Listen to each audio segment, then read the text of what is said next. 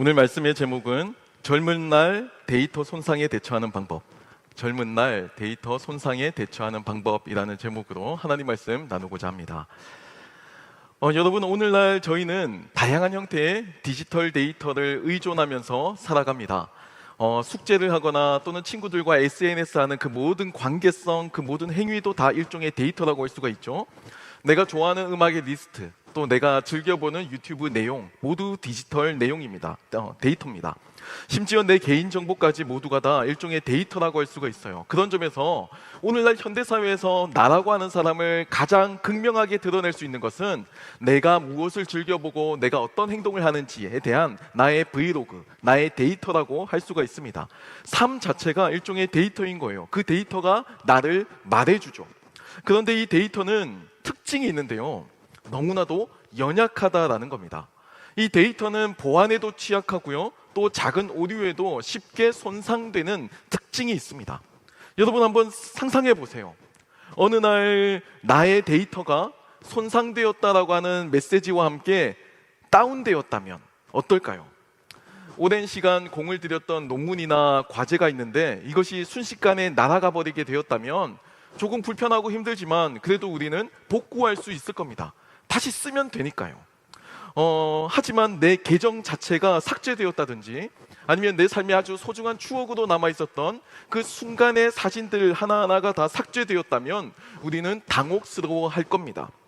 정보화 시대에 이 데이터는 나의 정체성이자 곧 내 삶인데 이것이 삭제되었다, 이것이 다운되었다라면 우리의 상황은 심각할 수밖에 없을 거예요.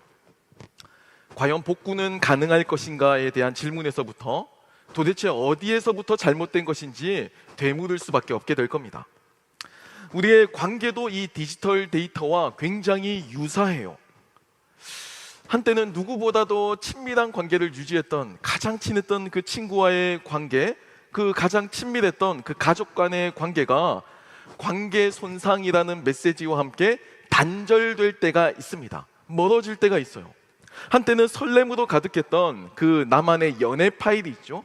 연애 파일에 어느 날 클릭을 했는데 열리지가 않는 겁니다. 오류 발생이라는 메시지와 함께 내가 강제 종료를 당할 때, 그때 우리는 또 당혹스럽죠. 사랑하는 가족과의 그 연결이 네트워크 불안정으로 자꾸 끊임없이 이어지지 않고 끊어질 때, 서로의 의사소통이 계속 불협화음이 오고 가고 불필요한 갈등이 지속될 때 우리는 여전히 이 상황에서 복구는 가능할까에 대한 질문을 하고요, 또 도대체 어디서부터 잘못되었을까 이렇게 질문하기도 합니다. 오늘 저희가 나눌 출애굽기 21장 말씀도 일종의 우리 삶에서 벌어지는 이 디지털 데이터 오류에 관한 내용을 담고 있습니다. 저는 이 21장 내용 가운데 딱 1절만 봉독을 했지만 사실 오늘 본문의 내용은 21장 전체를 다루고 있어요. 그리고 십계명 이후에 주어진 세부 시행 규칙들이라고 하는 특징을 가지고 있습니다.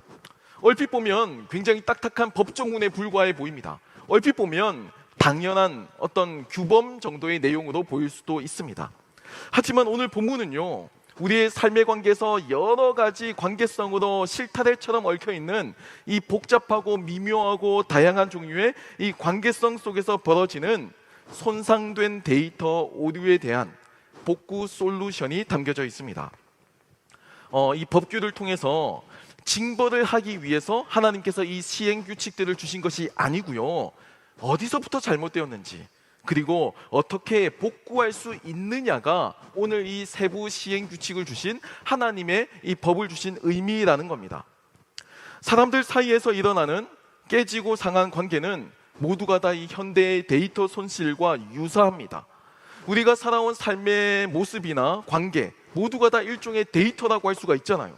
그리고 이 데이터의 특징은 한 번 손상되면 이 손상은 어디서 잘못되었는지 문제의 원인을 발견하기도 힘들고요, 그 이전, 손상되기 이전으로 복구하기란 더더욱 어렵습니다. 우리의 관계도 마찬가지잖아요. 한번 누군가의 사이가 틀어지게 되면 이 틀어진 관계를 다시 회복시키기가 쉽지가 않습니다.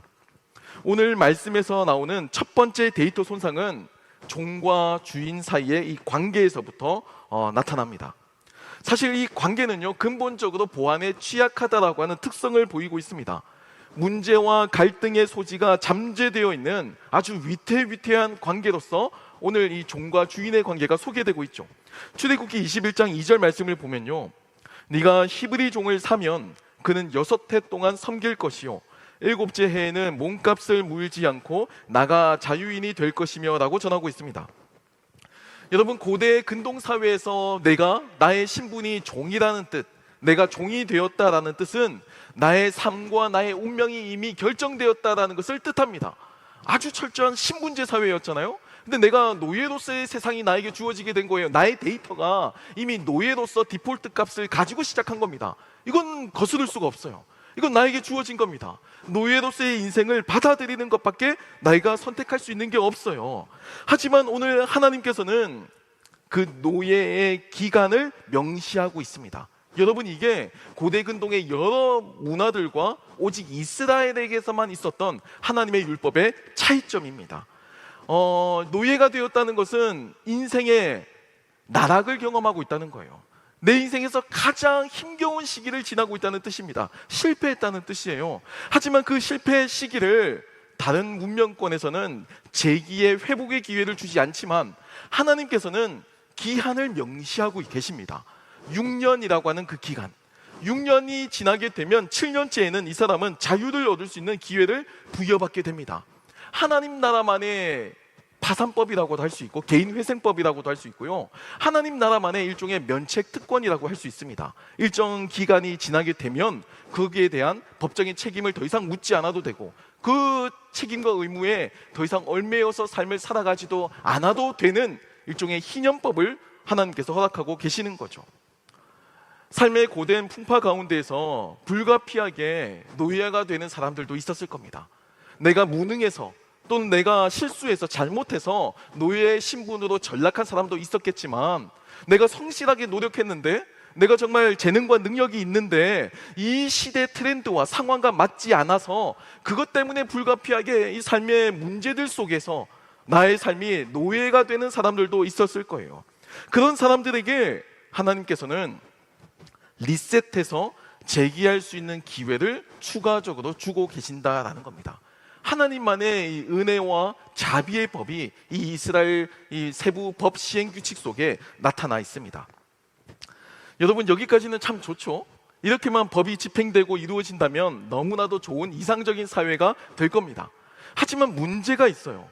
여기 문제는요, 이 법을 받아서 적용하고 살아가는 사람들은 이 현실 속에서 현실에서 살아간다는 겁니다. 그러니까 여러 가지 우여곡절과 또 시행착오가 벌어질 수 있다는 겁니다. 다양한 종류의 오류가 발생할 가능성이 있어요. 기본적으로 종과 주인의 관계는요, 어떤 관계죠? 상하 관계예요. 수직 관계입니다. 그러니까 후배와 선배의 관계, 또 직장 상사와 또 직원의 관계라고 할 수가 있습니다. 기본적으로 명령과 복종으로 이루어진 이 관계가 아무리 우리가 이것을 이상적으로 그려놨다고 할지라도 이것을 순진하게 마냥 좋아할 리만은 없을 거예요. 우리 흔히 하는 이야기 있잖아요. 아무리 가족 같은 분위기를 추구하지만 절대 가족이 될 수 없는 근본적인 취약점이 있습니다. 그냥 남인 거예요. 여전히 우리가 기업에서 우리의 선배가, 우리의 직장 상사가 우리 신입들에게 너무 잘해주면서 가족같이 생각해 라고 하지만 가족이 될 수 없죠. 우리가 현실 속에서 그걸 늘 자각하고 느끼며 살고 있습니다.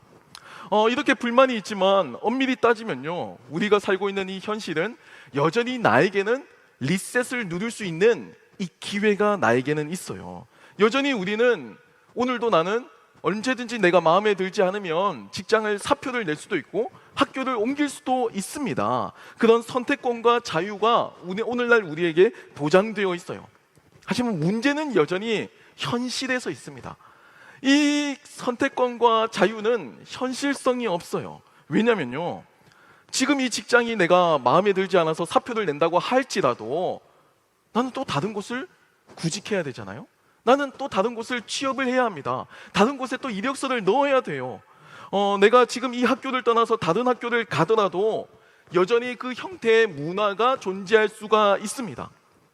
먹고 사는 것이 시급하니까 내가 완벽하게 그리는 이 세상을 만나지 못해도 우리는 약간의 이 근본적으로 보안에 취약한 데이터임을 알면서도 이 종과 주인의 관계에 순응하며 살아갑니다. 약간의 데이터 오류는 감내하고 살아가요. 다 그런 거야. 삶이라는 게 다 그런 거야. 이렇게 우리 스스로를 합리화하면서 이 가슴 속에 사표를 하나 이제 꽂아두고 살아가는 이 현대인들의 모습을 그대로 보여주고 있죠. 오늘 본문도 마찬가지입니다. 6년의 기간을 노예로서 지내다가 7년째에는 자유를 부여해 주셨어요. 한번 상상해 보세요. 얼마나 그 노예가 자유를 갈망했을지. 그 노예는 아마 6년의 그 험악한 세월을 자유인이 되는 그 날만을 고대하면서 살아갔을 겁니다. 오늘날로 치면 누군가의 눈치를 보지 않아도 되는 자유로운 삶, 정말 그야말로 현대의 자유라고 할 수 있죠. 더 나아가서 이야기해 볼까요? 내가 그 어떤 결핍이나 고민 없이 내 앞으로의 인생을 자유롭게 살아갈 수 있는 경제적인 자유. 여러분, 이 자유를 이루었다면 얼마나 좋을까요? 우리 모두에게 선망의 대상이 될 겁니다. 하지만 오늘 본문 말씀을 보면 다소 의아한 내용이 나오는데요. 종이 자유인이 되기를 싫어하는 경우도 있습니다. 종이 이 자유를 거부하는 겁니다. 구체적인 맥락을 보면 아내와 결혼한 이후에 함께 종이 된 경우는요, 나중에 7년째가 되면 모두가 다 자유인이 될 수 있지만 종이 된 이후에 주인이 자신의 재산이었던 종을 그 남자 종에게 주어서 결혼을 해서 자녀를 낳게 되면 7년째가 되었을 때 그 당사자였던 남자 종은 자유를 얻게 되지만 애초부터 주인의 소유였던 이 여성, 아내와 또 출산한 자녀는 여전히 그 주인의 소유로 남았습니다. 이게 다소 불리해 보이지만 이게 당시의 고대 문화였고 당시의 재산법의 기본 내용이었어요. 그러니까 자신만 자유인이 될 수가 있었고 가족들은 모두 종으로 남게 되는 겁니다. 여러분, 이 현실이 하나의 오류예요. 이 현실 자체가 시스템 오류를 일으키게 된 겁니다. 이 상황에서 이 종은 선택을 할 수가 있었어요. 나의 선택에 따라서 자유인이 되지 않고 종으로 남는 방법을 선택할 수 있었습니다. 가족을 위해서 내게 주어진 자유인이 될 수 있는 그 기회를 스스로 포기하고 그냥 종으로서 남는다라는 것, 여러분, 이 사실만 우리가 떠올려 보면 이해가 되지 않을지도 몰라요. 명백한 오류로 느껴집니다.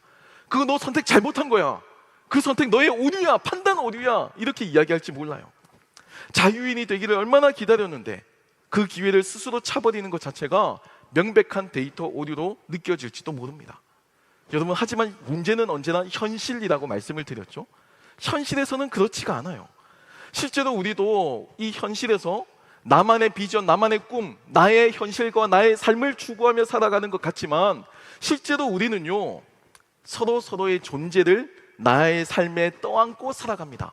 가족이라고 하는 하나의 최소 단위의 사회 장치에서부터 어느 공동체, 직장, 학교, 친한 친구들 모두가 다 그 사람의 존재를 내가 어느 정도 내 세상 안에 들어오게 하고 그 짐을 나누어 진다라는 것을 의미하거든요.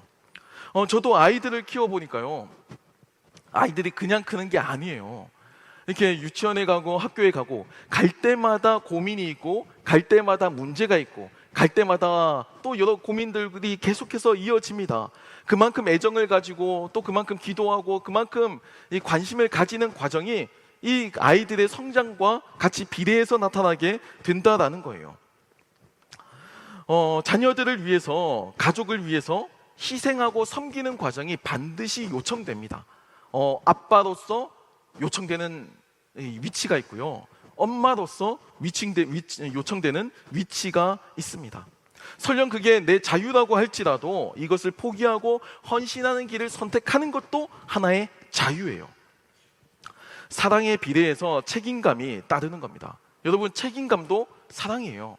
사랑은 막연하게 그냥 감정을 표현하는 것이 아니라 그 마땅히 가져야 할 그 관계성 속에서 내가 가지고 있는 그 책임감을 구체적으로 현실 속에서 실현해 나가는 과정이 사랑입니다.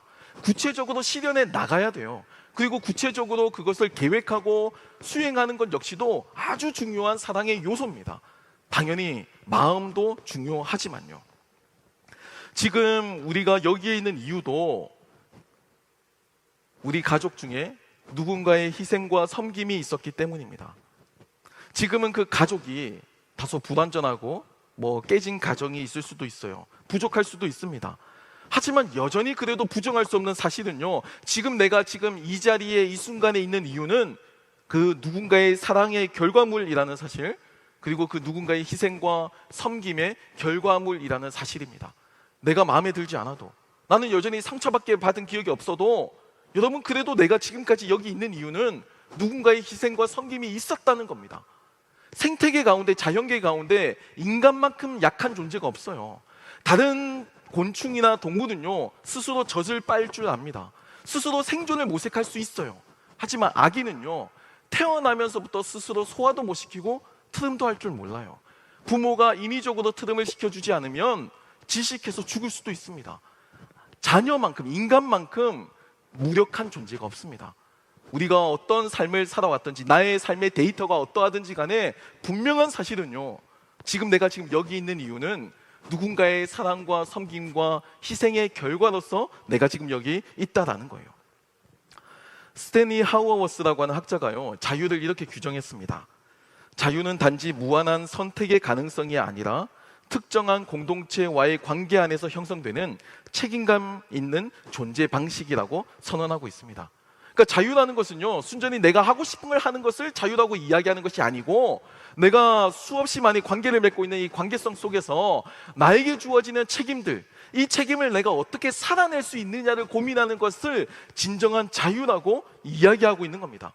여러분, 그러니까 가족을 위해서 자유인이 되는 기회를 포기하는 것, 가족을 위해서 내 삶을 포기하는 것, 그래서 내가 이 종과 주인의 관계를 내가 수용하고 받아들이는 것, 내가 월급을 받는 그 길을 내가 여전히 고집하는 것, 내가 공부하기 싫어도 공부하는 길을 고집하는 것, 이 모든 것은 아주 숭고한 사랑의 행위이자 자유의 선택이라는 것을 보여주고 있습니다.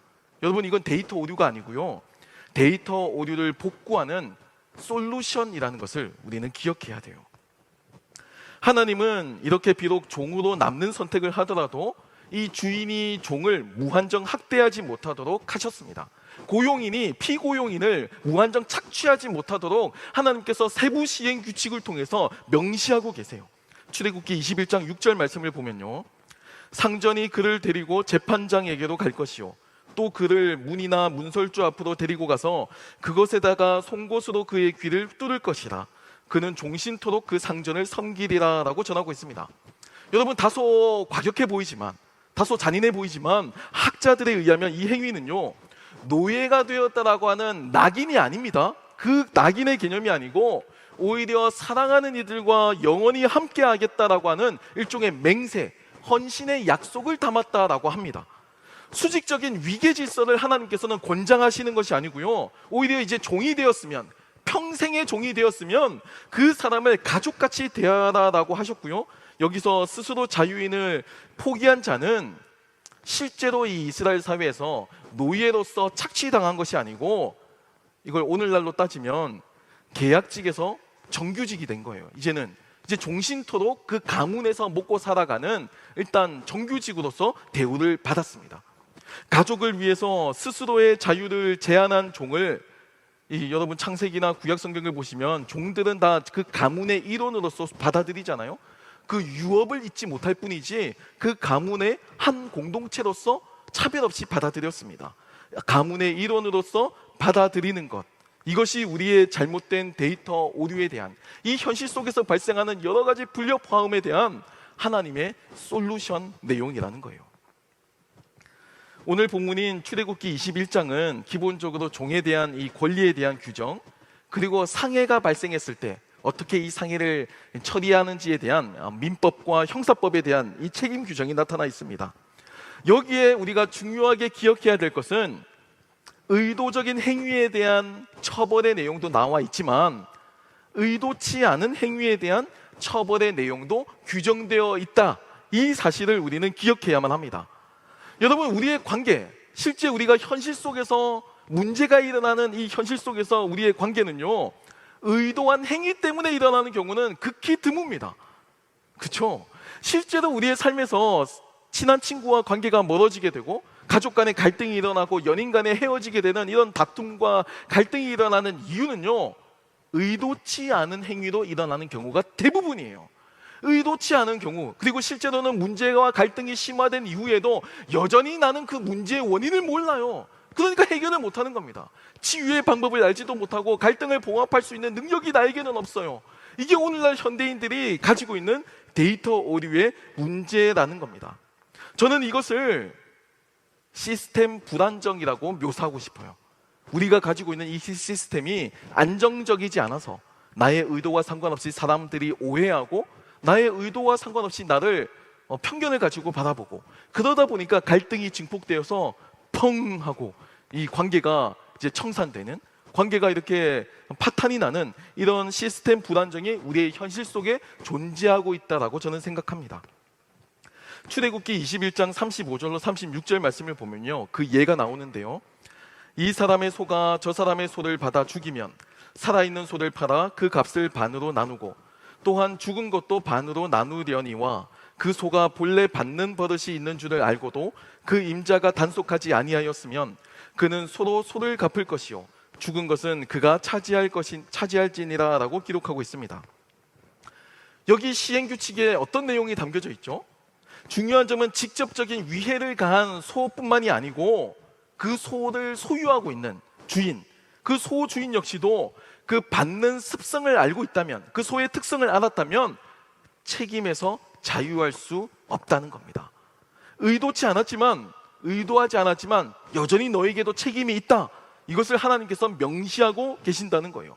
책임의 범위가 굉장히 넓죠. 다른 사람의 데이터를 파괴할 수 있는 가능성을 내가 알고 있다면, 무의식적이라도 내가 그것을 가능성이라도 알고 있었다면 그 가능성에 대한 내용들, 데이터 파괴에 대한 책임에 대해서는 충분히 조심해야 할 적극적인 의무가 나에게도 생기는 겁니다. 그게 나의 책임이자 자유인 거예요. 그 사람을 상처받지 않도록, 내가 의도하진 않았지만 이 문제가 생기지 않도록, 갈등이 생기지 않도록 최대한 조심해서 살아가는 것 역시도 나에게 주어져 있는 적극적인 책임이자 자유라는 겁니다.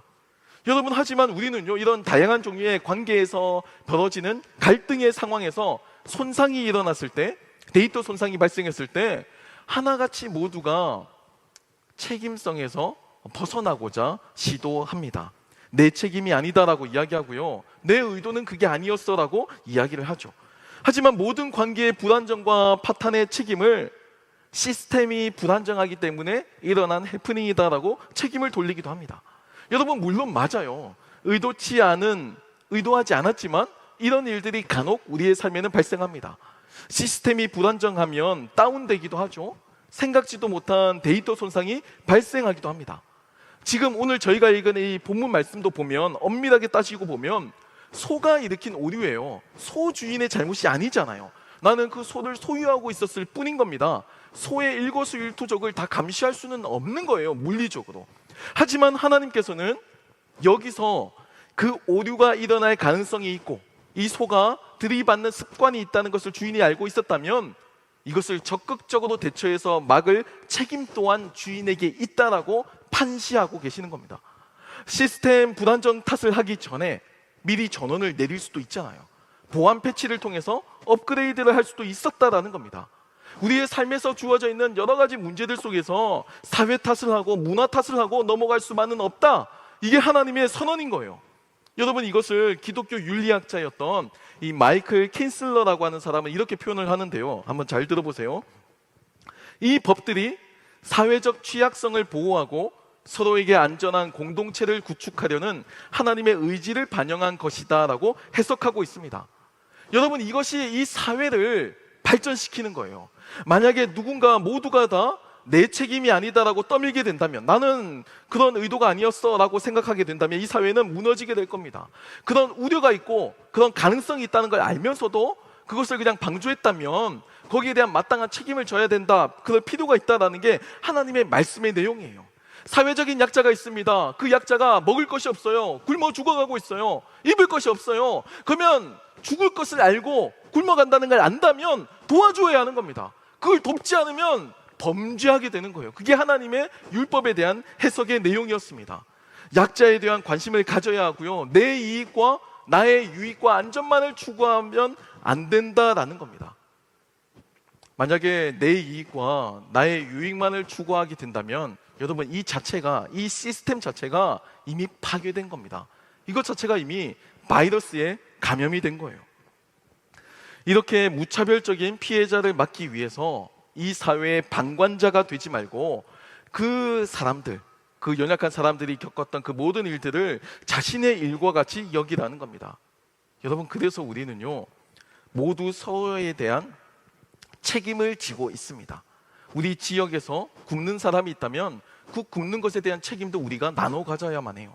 우리 공동체에서 소외당하는 사람들이 있다면 거기에 대한 책임도 역시 우리가 나눠 가져야 할 필요가 있습니다. 내가 속한 공동체에서 일어나는 모든 일은 나의 책임과 무관하지 않아요. 이것이 지금으로부터 수천 년 전의 고대 근동에서 하나님께서 우리에게 주신 하나님의 말씀입니다. 사랑하는 청년 여러분, 오늘 출애굽기 21장 이 법 시행 규칙은 단지 우리의 자유를 제한하는 것이 아니고요, 너무나도 연약해서 보안이 취약해서 아주 조그만 사소한 오류에도 이 데이터가 삭제되고 망가질 수 있는 우리의 이 관계 데이터를 보호하고 치유하고 심지어 나아가 궁극적으로 우리 모두에게 안전한 네트워크 공동체를 구축하기 위한 하나님의 솔루션이었습니다. 이 솔루션을 따라야지만 우리의 이 이기적인 이 데이터가 서로 간의 충돌을 일으키지 않고 함께 공존할 수 있는 방법을 모색할 수 있다. 이것이 하나님의 진단이라는 겁니다. 여러분, 이 말은요, 냉정하게 따지고 보면 우리 모두가 다 크고 작은 관계의 데이터 손상을 가지고 있음을 의미합니다. 친구들과의 관계에서 가지고 있는 상처들 있죠. 헤어진 연인과의 기억들도 여전히 나의 데이터 속에 삭제되지 않고 있을지도 모릅니다. 부모님으로부터 받은 상처들. 제가 모든 아픔과 슬픔을 미화하려는 생각은 없어요. 여러분 오해하지 마세요. 하지만 팩트입니다. 이 세상에는 완벽한 관계나 오류가 없는 삶이라는 것은 존재하지 않아요. 이 세상에 그 어떤 손상되지 않은 데이터는 존재하지 않습니다. 겉으로는 괜찮아 보이는 사람도요, 크고 작은 오류와 손상을 겪으며 살아갑니다. 복구는요, 할 수 있을까? 어디서부터 과연 잘못된 걸까? 이런 내용을 인생을 살면서 끊임없이 질문하며 살아갑니다. 모두가 다 똑같다는 겁니다. 그 차이와 빈도의 차이가 있지 손상에 있어서는 모두가 다 동일하다라는 거예요. 하나님은 그 모든 손상에 사랑이 필요하다라는 것을 말씀하고 계십니다. 사랑이 있기 때문에 우리는 위계 질서 가운데에서도 손상된 직장 상사와의 관계, 손상된 선배와의 관계, 손상된 친구와 가족 간의 이 관계의 오류를 극복할 수 있습니다. 주인은 종을 가문의 일원으로서 존중해주고 존대해줍니다. 종 역시도 주인을 향해서 충성심을 보이고 또 이 종 역시도 자신에게 주어진 이 자유의 권리를 가족들을 돌보기 위해서 기꺼이 헌신합니다. 굉장히 숭고하죠. 데이터 손상이라고 하는 이 문제 앞에서 우리는 모두가 다 불안해하고 초조해야 합니다. 내 커리어에 문제가 생겼을 수도 있고 친밀한 관계성을 가지고 있었던 그 누군가의 이 관계가 파탄이 났을 수도 있습니다. 우리는 불안해하고 초조해하죠. 안 그런 척하지만 불안해요. 그 관계에서 훼손당하는 것 자체가 이미 불안한 겁니다. 그 현상은 크든 작든 누구에게나 있어요. 하지만 중요한 건 그 다음입니다. 이 상황을 불안정한 시스템 탓으로 돌리고 이 세상의 책임으로만 돌리게 된다면 여러분, 이 데이터 손상의 문제는 앞으로 살아가는 동안 계속해서 일어나게 될 거예요. 내가 아무리 많은 돈을 벌든 내가 어떤 좋은 직장을 가지든 누구와 결혼을 하든 어디서 살든 데이터 손상은 피할 수가 없습니다. 계속 일어나게 될 거예요. 계속 꾸준히 발생하게 될 겁니다. 누군가는 피해를 입고 나도 잠재적인 피해자가 되고 또 잠재적인 가해자가 되는 이 악순환이 양산될 겁니다. 왜냐하면 시스템이 불안정하니까요. 우리가 살고 있는 이 시스템 자체가 오류가 가득하니까요. 그래서 하나님은 이 삶의 문제를 안다면 그것을 운명이 아닌 변화의 순간이 되도록 책임을 명시한 겁니다. 사람을 받는 습관이 있는 소의 특성을 알고 있는 주인이라면 이것을 어쩔 수 없다라고 방치하는 것이 아니라 그것을 적극적으로 나서서 바꾸는 그 사소한 시도에서부터 이 세상이 바뀌고 그 주인의 삶이 바뀔 수가 있습니다. 살아온 것과 같이 똑같이 살게 되면 앞으로의 삶에도 변화가 없을 거라는 거 누구나 다 아는 상식이에요. 여러분, 그렇다면 내가 지금까지 살아온 나의 데이터에 문제가 있었다면 이 삶을 그대로 살아가는 것 역시도 내 책임입니다. 그건 역시도 내가 그 책임에서 면할 수가 없는 거예요. 내가 비록 불완전한 가정에서 태어났어요. 어려움 속에서 성장을 해왔어요. 그래서 일상의 여러 가지 문제를 안고 살아갑니다. 하지만 그 문제의식을 가지고 있으면서도 여전히 이렇게 살면 안 된다는 걸 알면서도 여기에서 벗어날 책임을 가지고 있지 않다면 여러분, 거기에 대한 선택에 따른 책임 역시도 나도 져야 된다는 거예요. 언제까지 시스템 불안정 탓으로만 돌릴 수가 없다라는 겁니다. 하나님은 비록 잘못된 위계 질서로 만들어진 이 세상에서도 사랑으로 세워지는 공동체를 꿈꾸셨어요. 하나님은 비록 직접적인 책임이 없어도 모두가 다 서로 책임지는 공동체를 꿈꾸셨습니다. 여러분, 이게 하나님께서 이스라엘 백성들을 향한 기대감이었어요. 이렇게 되길 정말 바란다. 정말 이 오류를 극복하는, 정말 이 데이터의 문제를 극복하는 나의 이 솔루션을 지키는 너희들의 모습을 기대한다. 하나님의 열망이셨습니다. 내년에 저희 청년부는 새로운 마음으로 재편하여 출발합니다. 여러 가지 이 재편에 대한 목적과 이유가 있겠지만 저는 딱 하나로 모아서 간결하게 설명하고 싶어요. 우리 청년부가 하나님의 뜻에 더욱 합당한 공동체가 되길 바라는 마음입니다. 청년부의 재편을 통해서 정말 하나님의 뜻이 더 온전히 담겨질 수 있는 공동체가 되면 좋겠고, 우리 청년들이 하나하나 모두가 다 우리 삶에 살아온 이 관성의, 정말 이 연약한 관성의 법칙에서 벗어나서 정말 주님 안에서 우리의 삶이 변화되고 있습니다. 오늘 변화됐고 내일 변화될 거고 그 다음에 더 변화될 거라는 이 믿음의 간증과 고백이 우리의 삶 속에서 현실로 드러나는 그런 믿음의 간증과 경험이 우리의 삶 속에 일어나길 소망합니다. 정말 새로워지는 우리 공동체가 될 수 있도록, 그리고 정말 내 삶에서 각종 오염으로 상처받은 우리의 이 데이터 상황을 내가 인지하고 이제부터 우리의 삶을 하나님의 뜻에 맞추어서 살아가는, 우리 삶의 도전으로 살아가는 저와 여러분이 되길 소망합니다. 우리 이 시간 함께 찬양하고 기도하는 시간을 가지겠습니다. 이 시간 함께 찬양할 때 우리 거친 길 위를 걸어갈 때도 함께 고백하시면서 우리의 삶의 여정 가운데서도 하나님께서 알고 계시는 그 하나님의 믿음의 고백으로 순종하며 나아가기로 작정하는 저와 여러분이 되길 소망합니다.